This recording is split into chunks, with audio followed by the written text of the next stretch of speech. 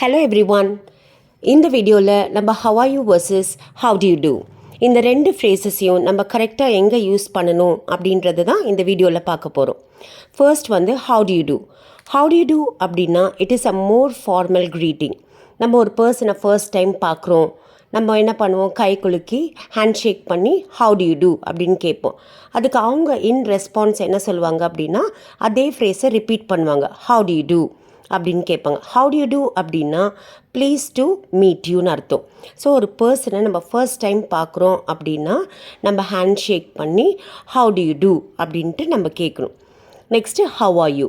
Have are you அப்படின்னா இன்கொயரிங் about சம்ஒன்ஸ் wellbeing. Already நம்மளுக்கு ஒரு தெரிஞ்ச பர்சனை போய் நம்ம ஹவ் ஆர் யூன்னு கேட்போம். அப்போ அந்த மாதிரி கேட்கும்போது அவங்களுடைய ரெஸ்பான்ஸ் என்னவாக இருக்கும், ஃபைன் தேங்க்யூ அப்படின்னு இருக்கும். ஸோ இந்த ஹவ் ஆர் யூன்றது வந்து ஒரு நேச்சுரல் அண்ட் ஃப்ரெண்ட்லி க்ரீட்டிங். இது வந்து நம்ம எந்த சுச்சுவேஷனில் வேணாலும் நம்ம யூஸ் பண்ணிக்கலாம். ஹவ் ஆர் யூன்னு கேட்கலாம், ஹவ் இஸ் இட் கோயிங்னு கேட்கலாம், வாட்ஸ்ஆப் அப்படின்னு கூட நம்ம கேட்கலாம்.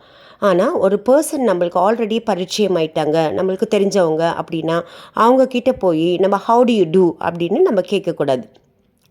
ஸோ இந்த வீடியோவில் நம்ம how are you and how do you do எங்கே யூஸ் பண்ணணும்னு நம்ம தெரிஞ்சுக்கிட்டோம். இதே மாதிரி நிறைய விஷயங்கள் இருக்குது அப்கமிங் வீடியோஸ்க்கு. Stay tuned. Until then, bye பாய்.